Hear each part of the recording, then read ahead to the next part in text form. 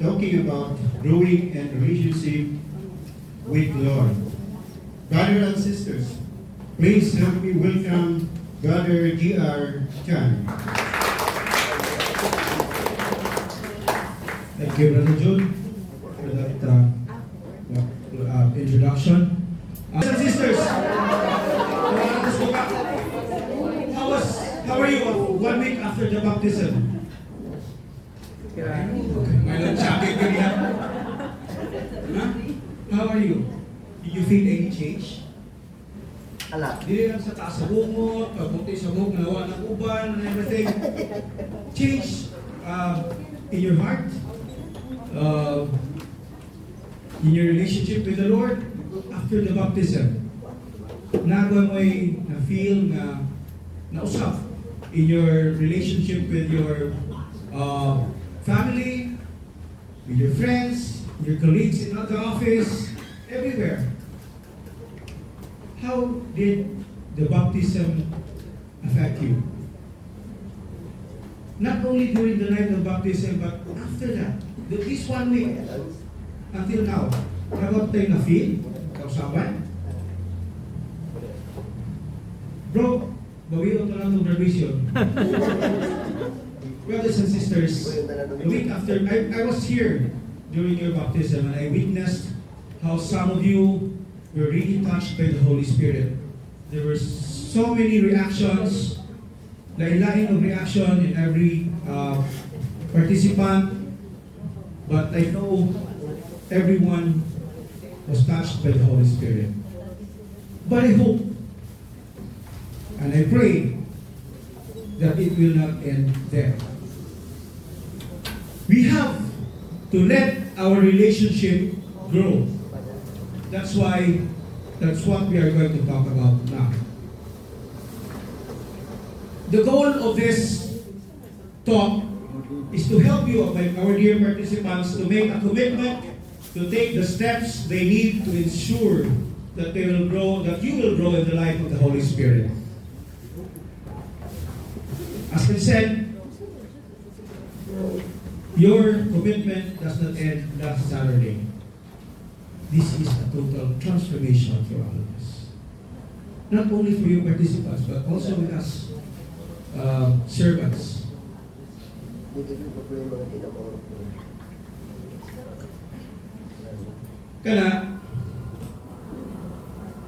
Kana pa yun, kung pala picture kita na ko lang ng sample. I need a show of hands. Kinsay nakasumay og tree planting, mangrove planting, whatever. Kanang mga planting rice, sa manarya. Naiwan wag yun, kasumay tanong. Ha? Planting children. Kung sa may kasagaran may tabo, you know, in our offices, in our organizations, and daghan kayo in our parishes, we always do that, as part of our, even in the companies, mga corporations, big corporations, they do it as CSR, no? Kanang customer, and so on. But anyway, unsay buhaton after the tree planting? For those who have experienced tree planting, unsay buhaton after that? Bukuhan mo, malit dito, kung yung tagigol sa layo itong busoy, asutok? No? Again, after that picture taking, then we don't go back to the side again, we don't even see kung sila tabo. No, so tanong, basta kay tree planting, we just, ato lang, basta ko, di-comply lang ta sa requirement, and that's it. Brothers and sisters, muna ang atong baptism sa Holy Spirit. I hope it will not happen that way. Naigo lang ta, mo tanong, maminaw, ni feels Holy Spirit ato sa bando, paghuman, that's it. Brothers and sisters, you have two options actually. Whether to grow your relationship like those plants that have been planted, that you planted, or leave it to die. The decision is yours. The decision is yours. Whether to go on with your relationship with the Lord, whether to grow in your relationship with the Lord, or just leave it to die. I'm certain that all of you wants to grow your relationship with the Lord. Am I right? Am I right? Yes! Because if you say otherwise, then you might be coming back here for the wrong reason. Ang iyong pagbalik diri, I'm sure because you wanted to grow more. You wanted to be transformed. You want to give more to God through service. Because of what happened last Saturday wherein you were touched with the Holy Spirit. Right? But how do we do that? In Ezekiel chapter 36, I quote, "Then I shall pour pure water over you, and you shall be made clean, cleansed from the defilement of all your idols. I shall give you a new heart and put a new spirit within you. I shall remove your heart of stone and give you a heart of flesh. I shall put my spirit within you and move you to follow my decrees and keep my laws." Brothers and sisters, ito pa din power of the Holy Spirit. Last sa Friday, we have to do those things. We have to follow the decrees and the laws of the Lord. No, it's not enough na natandog ka pag Sabado, then after that, we just go back to our old ways. We have to change. We have to remove our old skins and put on the new robes. See that picture? Does that look familiar to you? That's during the Pentecost. That's a few months from now, a few weeks from now, after the resurrection. Siguro it's gonna be 40 days after the resurrection. Maabot ang Pentecost. That's the descent of the Holy Spirit. That's the third glorious mystery. No? Are you familiar with that? O Holy Spirit lang prunerarya nga biyas mo yung sa tiyan ko ay mula ilhan. No, brothers and sisters, that one, let us first define what the Pentecost, which katong nasa picture that I showed earlier on the previous slide, and the baptism of the Holy Spirit that you just experienced a week ago. The Pentecost, of course, is a historical event. No? It's there. It's written in the Bible. It is also the Holy Spirit Himself that descended to the apostles. Kept them on fire. Na makasulti na sila ang other languages. That bisag usa iyang ilang isulti, everyone nga lain-lain o pinulungan understood what they were saying. And of course, they were transformed from fear to boldness. That's the birth of our church. That's the Pentecost. That's the birth of our church. While the one that you experienced last Saturday was the baptism in the Holy Spirit, it was a personal experience, brothers and sisters. Individual experience. And also, it is the baptism and it's the renewal of your baptism and confirmation vows. Now, see the difference? It is because, brothers and sisters, the Holy Spirit is already with us. The Holy Spirit is already in us. Ay mo paghuna nga kung Sabado na lisod ang Holy Spirit in you. From the day you were baptized, the Holy Spirit is already dwelt in each one of us. Napukaw lang tungod sa atong baptism because of our eagerness to follow the Lord, to receive Him. So, the Spirit becomes alive and active in us.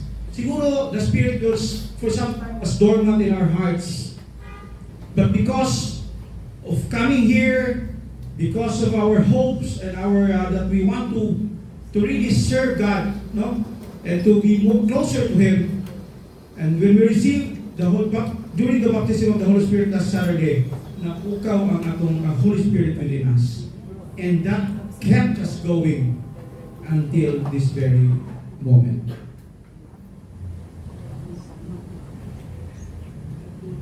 Ingon pa ni Pope Francis that a Christian alone means allowing oneself to be transformed by Jesus in this new life. I am good, I am a good Christian. I go to Mass every Sunday from 11 till noon, blah, blah, blah, blah, blah, blah. I do this, I do that, as if being a Christian is a collection. But the Christian life is not a collage of things. It is a harmonious whole. And the Holy Spirit does it. He renews our heart, our life, and makes us live differently, but in a way that takes up the whole of our life. You cannot be a Christian of pieces. Being a part-time Christian simply does not work. The whole, everything, full-time. So brothers and sisters, when we had the baptism of the Holy Spirit last Saturday, karon panahon na, we cannot just be a part Christian.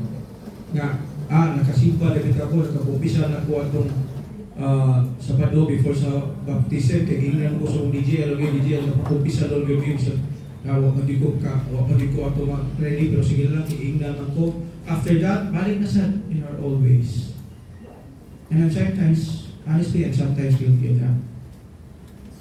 We cannot be a Christian na 50-50. Be a Christian full-time when the Holy Spirit is already burning in us. No? Di na ito pwede alisimba na ko, di na sa dinala ko, simba na ako itong Sabado, di na kung simba karoon kay manawan ko.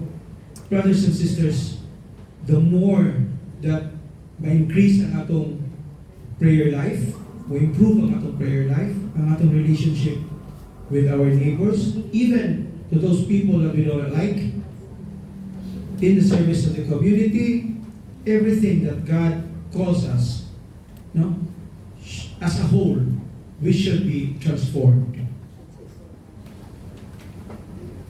However, brothers and sisters, there are some qualifications, and maybe there are things to be done in order for us to grow in our relationship with the Lord.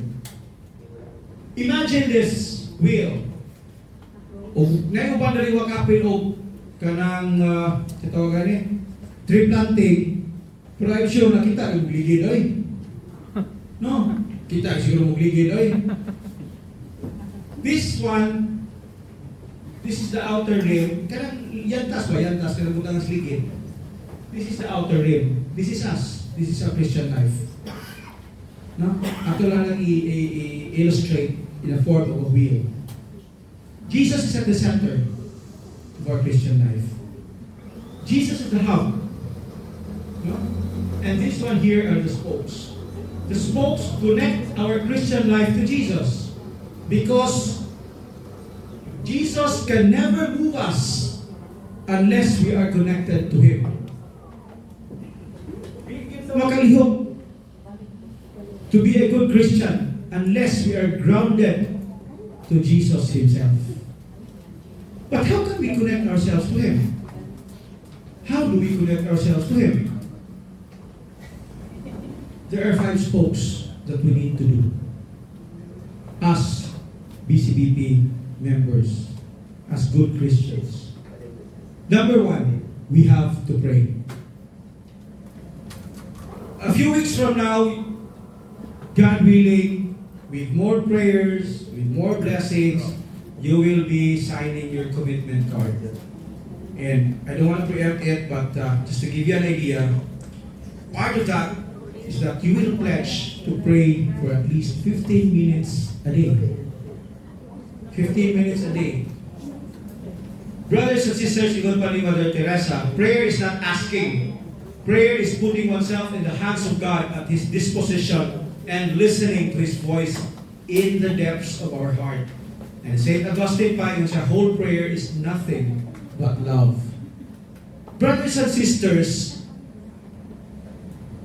I'm sorry, but siguro daghan na to na maghuna-huna nga kung mga gani pangayo or gyud. Di ba? Mag-ato sa simala, mag-niwok, mag-unsa pa na liha, mag-dakot kanila, simala, lalay color, pink, blue, green, tanang pakyawon, gold, unsa pa na, mag-novena o tanang santos, apil na si sandayong o sisapit mo, basta natin kinahanglan. No? Sakto ba? But when it's granted, we forget about the Lord. Brothers and sisters, prayer is not just asking. Prayer is not one way. Prayer works two ways. You talk to God, you also have to listen to God. Dili kita isingkabi, no? Kinahanglan maminaw sa tayo in the silence of our hearts. Muna, it's a relationship. Prayer is not asking. Prayer is a relationship with the Lord. The more you pray, the more you strengthen, the more you develop your relationship with God. So, if you pray, kinahanglan, it should be, you're talking to someone. And you hear from Him also.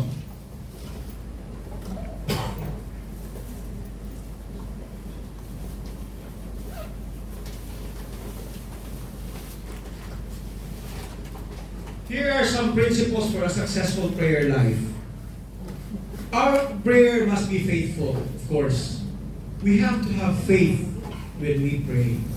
Otherwise, it will just be if you pray, it's like going to the airport, taking a wrong flight.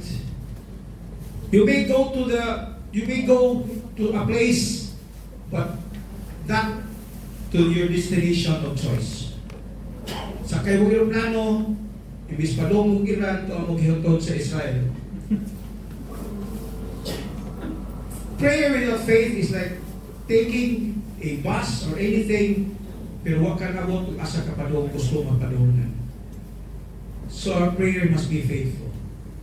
We have to be open to the leading of the Holy Spirit, brothers and sisters. It is very important. Let us open our hearts. That is why if you notice, if you remember, it wasn't only your discussion group leader who prayed over you last week during the baptism, but there were prayer partners, and myself included. At the back, di ba? Na duha tulo ka assist o pray, no?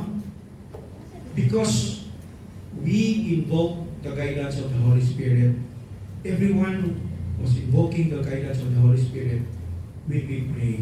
Because the Holy Spirit will teach us where to go. And it must be centered in a relationship with Jesus Christ, of course. Prayer, as I've said, is a two-way street.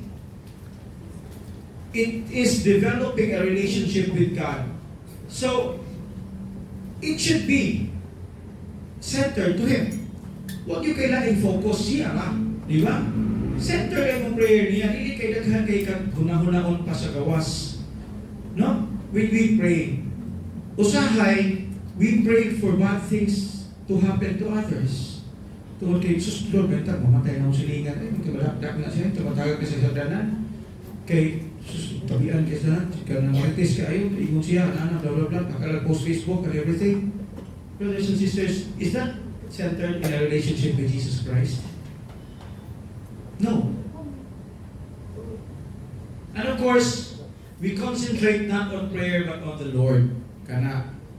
How many of you here were, during your first few sessions of this course, were asked by your DGLs or your ADGL to lead the prayer? Gina na mo, kat mga participants na first 2, 3, third session, ilan mo sigisis or bro, kay lead sa prayer. Kung sa yung reaction? Siguro ako ba nga anad o lead o prayer in public, away problema, sorry na yun.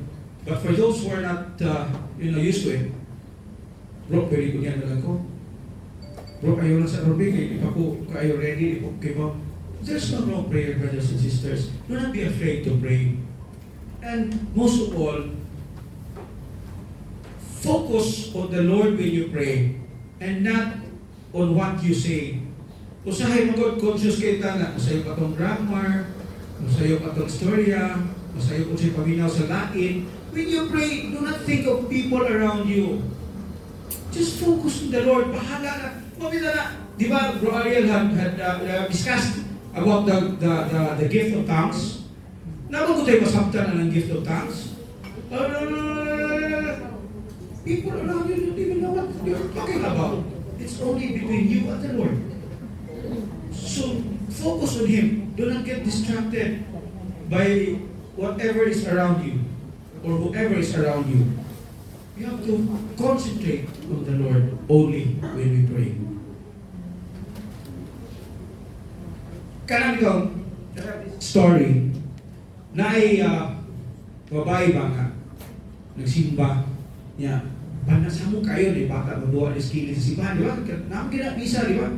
Niya, na banyak kayo rin, nagsipikas, na yung mapatanong na si Gubunganay, nagsisilpi-silpi, bisag nagwali ang pare, suko kay siya sanan. After the mass, she went to the priest and aired her concern. And siya nga, Father, sa bukas si Buhat, Father, ba't nung ka sa mga namin bada, Father, ay kay, makadistract, samo kayo, magkampo ta, nakasantos, dito sa dito, kasi istorya, na bata, kasi gigdakan, na inahan, kasi jacket, and everything. Ingon ng pare, pagkuha na ito, you get a glass of water, you get a glass, and fill it with water. Kanang sakto yun kayo na mupuno good. Then try, hold it, and go around while the mass is going on. Go around the church. So, she did it, as the priest advised. Nakaw siya, hindi siya payo. Hadlok siya, bayabo ang tubig. So, while going around the church, she was so focused on the water. Kadili bayabo. Hangtod human siya duplo. Pag humas bisa, ipakatalan sa pare. Yan ang saan. Did you notice the children playing? Did you notice the mga nag-selfie-selfie? Did you notice the other people talking? Wala Father, kay focus kay tubig, bayabo niya. That's what you should do with the Lord. Focus on the Lord. Bahala na yung kilid. No? Bahala na yung kilid. If you are focused on the Lord, hindi mo ba distracted? Pero maghuna-huna mo nga sa isulti speakers, daghan kita distraction. Dito about prayer. In Romans chapter 8, it says, and I quote, "In the same way the Spirit helps us in our weakness. We do not know what we ought to pray for, but the Spirit Himself intercedes for us through worldly groans." And quote. Diba? So it's just always allow Spirit to lead us in prayer. So natin sa kaspoke, mga laki, mga brothers, pwede rin ako sa kaspoke, ikaw di mo sligid pa doon sa hap, di ka na gananak, di ba? Wabol na ito. Wabol na. So we need to add more spoke. The next spoke is to study. We study the Bible. Namatay Brother Lihino, who's not a Catholic, who belongs to another denomination. I just learned about it last week. You know, brothers and sisters, to be honest, and to be frank about it, kitang mga Katoliko, sakto itong iingon ni Father Nars, na ang ato, giabugan na gina itong mga Biblia, while other denominations read their Bible every week, every worship, kita abugan na gina nato itong Biblia.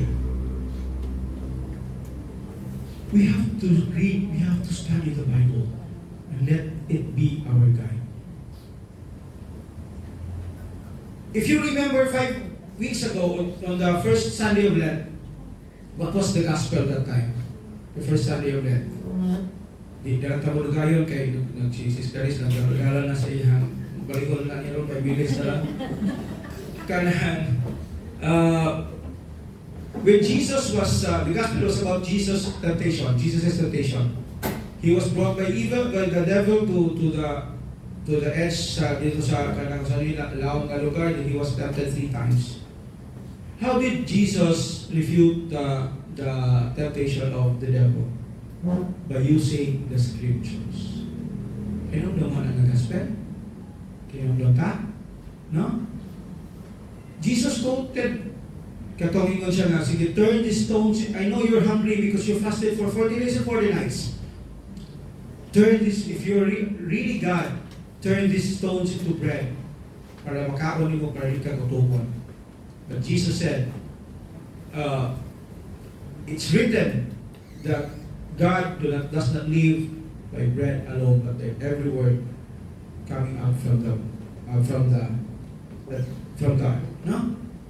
Let that be exact word. So brothers and sisters, let us study the Bible. Spiritual readings.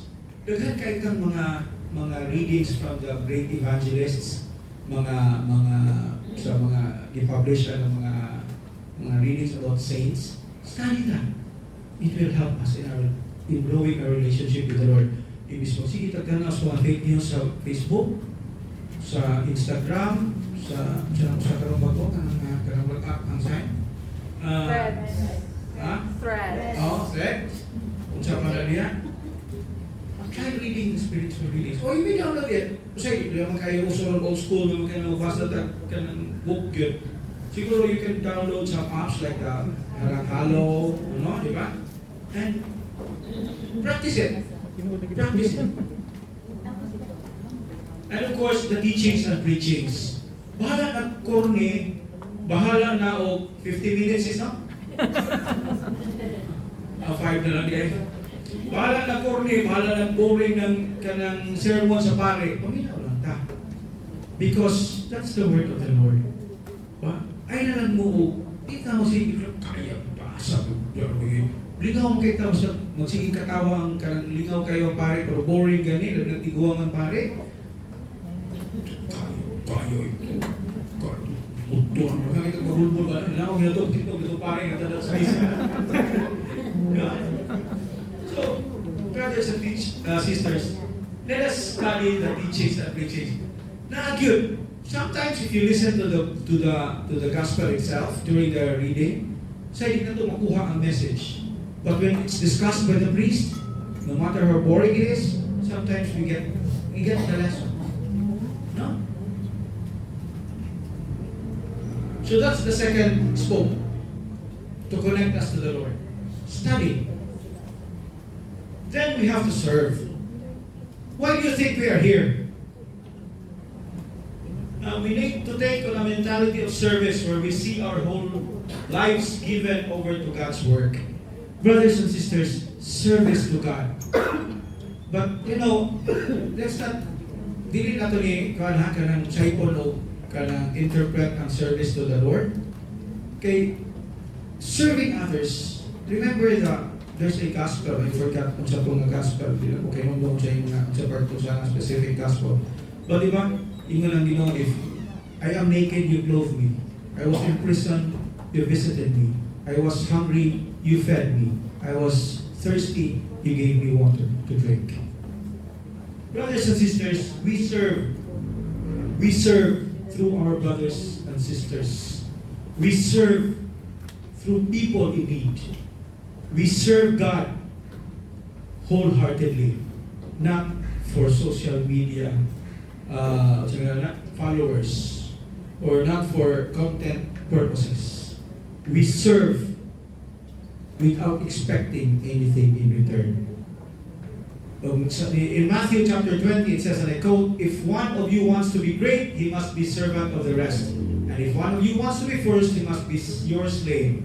Like the Son of Man who did not come to be served, but to serve and to give his life to redeem many people. Lain-lain profession din di ba? Lain-lain profession. Some of us own the company, some of us are managers, vice presidents, and everything. Kapitan sa barko. But when we come here, we are all the same. And if you want to serve, leave your position, leave your wealth, leave your fame or whatever awards you have, your ranks outside. Here, you are a brother, you are a sister, you are a servant. So we can serve by the way we live, as I've said, no? The way we live is itself a service. And become daily lives na to, no? Kagmay rin kayo, kagmay rin kayo na. Kaya ako sa elementary pa ta, labi na kami nga mga kulang-kulang na kamay. Yan ang mga GMRC, na mga across the street and everything, di ba? It may not be applicable karoon panahon na. Kay banggaan naman ng matiguang sa kabutan doon. Niya, maging niya gatos priority, late, kaya, ay gutom na kayo, sige pamutan na, pirma-pirma pa buklet. By the way we live, brothers and sisters, kana lang. Sometimes, if you're used to it, no? Unconsciously, kakibaw ba nga, nag-serve na deka? Kana kung dili ka sige huna nga ang imong service pang social media, pang publication. Of course, by performing the basic responsibilities given by us to us by God. If you are a teacher, be a Christian teacher. If you are a seaman, be a Christian seaman. If you are an engineer, be a Christian engineer. If you are a businessman, be a Christian businessman. Not just an ordinary businessman, not just an ordinary engineer, but a Christian businessman. You have to radiate the face of the Lord in your place of work, in the marketplace. No? So, as a father, be a Christian father. Be a Christian husband. Kaya pagka-Christian husband, dako-dako nagkatanahon ako kay way ko sa asawa ko magkukuyo na koron. But anyway, there's always time to change with the Holy Spirit. Of course, we have to serve the fellow men, as I said, and sharing our faith, especially to our children. Dili lang kay, sa iba mo, di ba kay mato yung computer ka, mato sa mamigo, sige, diyan mo, parang kabila simba sa mukha ninyo eh. Di ba? Sometimes we don't want to get disturbed, we don't want to get distracted by our children, especially the small ones. Unya, hindi ka to si Mark, biyahan na to sila. No? Anya na lang mo. Unya, ang problema pag inusahay, we send them to Catholic school, to big schools. Unya, magbinaslong ka nito anak. Kakakit mo gyapon kayo ulo, eskwela, tapos Catholic school, ang gyapon mo matarong. Catholic school, may yung masahimnan, kita may ginikanan. It is our obligation to share our faith. Start them young. And I'm so glad many of our participants here are, starting, the appeal at a young age. But for those who are a bit, kung nagamay, hamtong na, it's never too late, of course. It's never too late. I'm making ourselves available for service, of course. No? In the BCBP we serve. And assist in our church and community. Let's go back to what I said, kapag ingon ni Pope Francis, a Christian is by whole, not by piece. So, if you serve sa church, dili kayo servisyo lang mo simbahan rin, minister ka kung ano kapil mo BCBP, kung ano mo kuhan. If you have time, if God is calling you to serve in the BCBP, bisan na kailain na organization, serve. Okay, overdose sa pag-serve. So in James chapter 2, it says, and I quote, "What good is it, my brothers, if someone says he has faith but does not have works? Can that faith save him? If a brother or sister has nothing to wear and has no food for the day, and one of you says to them, go in peace, keep warm and eat well, but you do not give them the necessities of the body, what good is it? So also faith itself, if it does not have works, is dead." So, when we have faith, dapat tayo trabaho, no? Faith without work is dead. Bisan kada adlaw ka na nagniwok sa simbahan. And when you go out, you see a beggar, you see somebody nagkatabanganan, and you just brush them off. Huwag kaya mo ibig nakatong pagod-doon. Magkakalyo na lang yung atong tuhod, mag-isip na lang yung atong kalsones, huwag kaya mo ibig. No? So it has to go together. That's the third spoke. Service. So, hugot-hugot na ako ang connection with the Lord. We still can add more. The sacraments. Jesus instituted the sacraments, no? To to strengthen our spiritual lives. What are the sacraments? What are the sacraments? No? Baptism, confirmation, holy matrimony, and so on and so forth. Especially the sacrament of reconciliation. Nga naman gihangyo man ta before the baptism nga mag-umpisal ta. Para unsay mga stumbling block nga makauwang nato that's keeping us from following the Lord, that's keeping us from strengthening our relationship with the Lord, will be taken out. Makuha mawagtang matangtang if we observe the sacraments. Ang atong spiritual growth is enhanced by the sacraments, especially reconciliation and the Eucharist.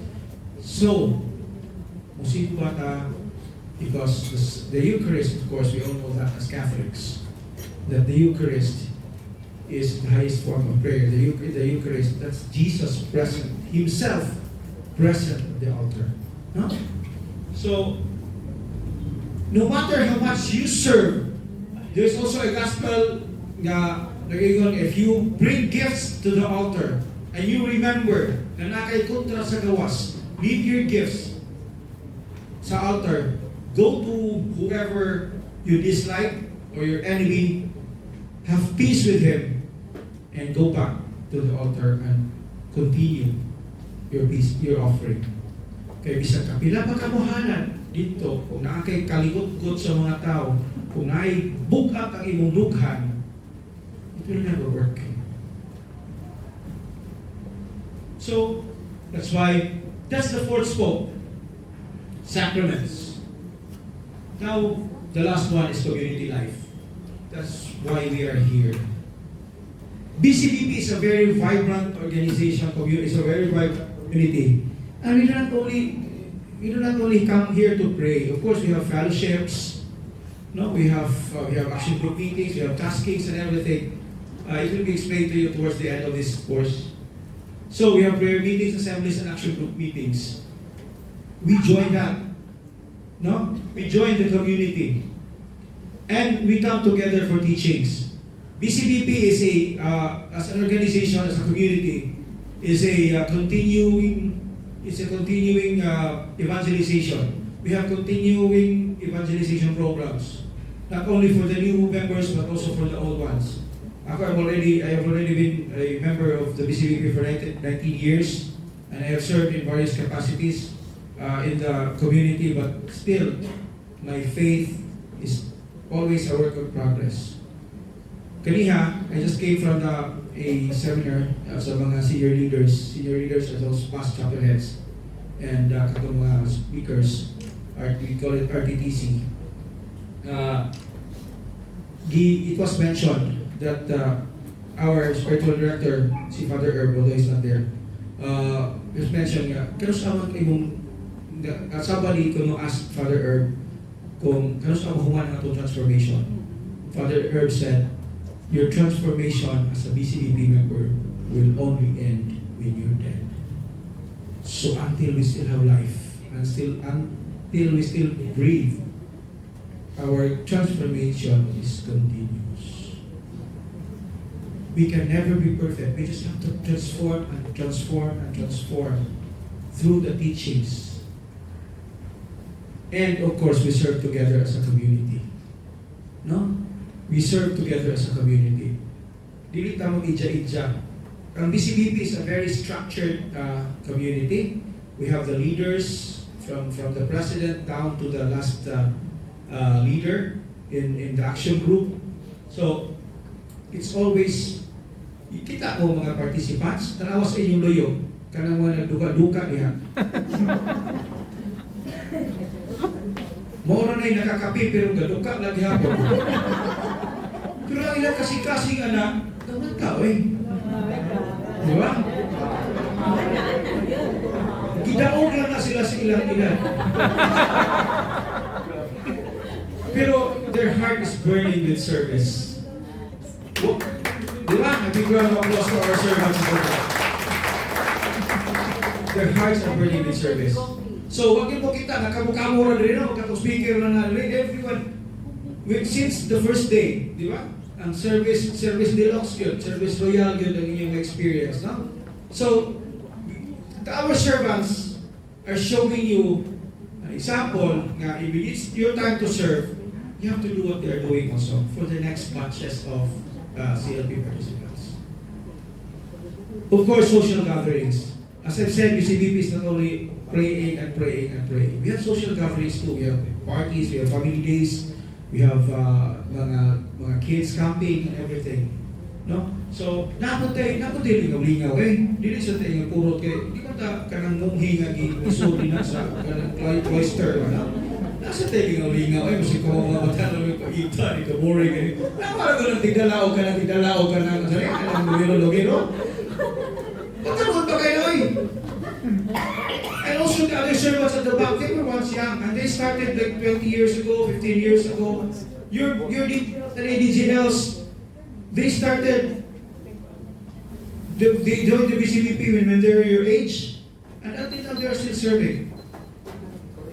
Because ang BCBP is a community of kanang naputay, we're diverse kayo ang atong community, atong ibang buhat. It's not only about praising and everything. We go service, we have taskings, we have social gatherings and everything. So, we have to get involved in the community life, brothers and sisters. And in that way, while I'm talking about that, we are also strengthening our relationship with the Lord. So the 5 spokes now is complete. Our Christian life is already connected to the Lord. So, wherever the Lord wants us to go, we go because we are connected to Him. No? When 19 years ago, when I joined the BCBP, it took me almost a year before I really served. Okay, daghan kayo kong mga questions, daghan kayo kong concerns. Because when I joined the BCBP, I had daghan kayo problema sa balay, sa pamilya, and everything. Until, napamagani akong unit leader, karoon na ako ng pray over na ko. With all the prayers, with all the tanan na convincing, na nausap na yun ang ako ang dagan sa kinabuhi. And I started serving and never looked back. Everything was history. Ditso-ditso na yun ang akong servisyo. I'm not saying I'm perfect. I'm not saying I'm a good man. I'm not saying kamaw ko tanan. But when you serve God, no matter unsa ka bukat sa imong gidala, it becomes lighter because we have your brothers and sisters to work with you. So kumpleto na ang atong 5 spokes. It's up to you to practice it and to get connected with the Lord. Two, para wherever God brings you, wherever God wants you to go, you may go. And to grow your relationship with the Lord at the same time. No? So that's the BCBP. In closing, may I ask everyone to please pray with me and read that. Mabasa ra. No? Sige. In the name of the Father, the Son, and the Holy Spirit. Amen. Lord,